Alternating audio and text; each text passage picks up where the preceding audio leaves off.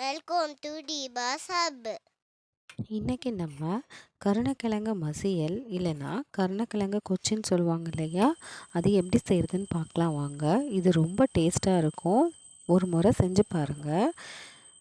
அதுக்கு நான் 1/4 கிலோ கருணக்கிழங்கை தண்ணியில் நல்லா அலசிட்டு குக்கரில் சேர்த்து 2 விசில் மட்டும் விட்டு எடுத்து வச்சுக்கிறேன்.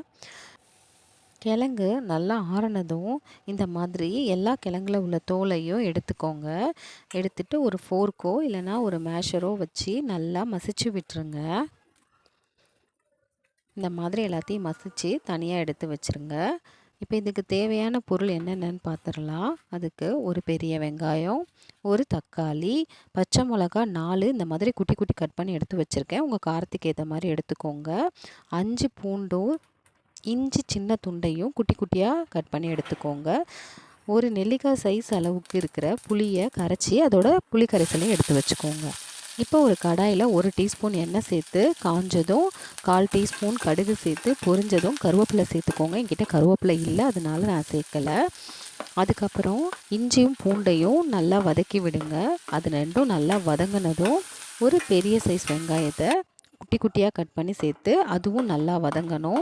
வதங்கினதுக்கப்புறம் ஒரு தக்காளி இதை சேர்த்து நல்லா வதக்கி விடுங்க. இஞ்சும் பூண்டும் குட்டி குட்டியாக கட் பண்ணி சேர்த்திங்கன்னா நல்லா டேஸ்ட்டாக இருக்கும். இஞ்சி பூண்டு பேஸ்ட்டு போடுறதுக்கு பதிலாக இப்படி செஞ்சு பாருங்கள், நல்லா டேஸ்ட் கொடுக்கும். அதுக்கப்புறம் தேவையான அளவு உப்பு, 1/4 டீஸ்பூன் அளவுக்கு மஞ்சத்தூள் இதையும் சேர்த்து நல்லா வதக்கி விடுங்க. தக்காளி நல்லா மசிச்சு வந்ததும் நம்ம புளிக்கரைசல் எடுத்து வச்சுருக்கோம் இல்லையா, அதையும் சேர்த்து நல்லா கிளறி விடுங்க. இப்போ கொஞ்சமாக தண்ணி சேர்த்து அதை நல்லா கொதிக்க விடுங்க. கொதிக்க ஆரம்பித்ததும் நம்ம மசிச்சு வச்சுருந்தோம் இல்லையா கிழங்கு, அதை சேர்த்து நல்லா எல்லா இடத்துலையும் படுற மாதிரி மிக்ஸ் பண்ணி விடுங்க. எல்லா கிழங்கும் அந்த கிரேவியோடு நல்லா மிக்ஸ் ஆனதும் ஒரு 3லேருந்து 5 நிமிஷத்துக்கு அது சிம்மில் வச்சு அப்படியே கொதிக்க விட்டுருங்க.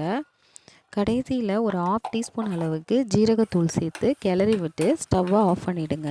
இப்போ சுவையான கருணக்கிழங்கு மசியல் நமக்கு ரெடி.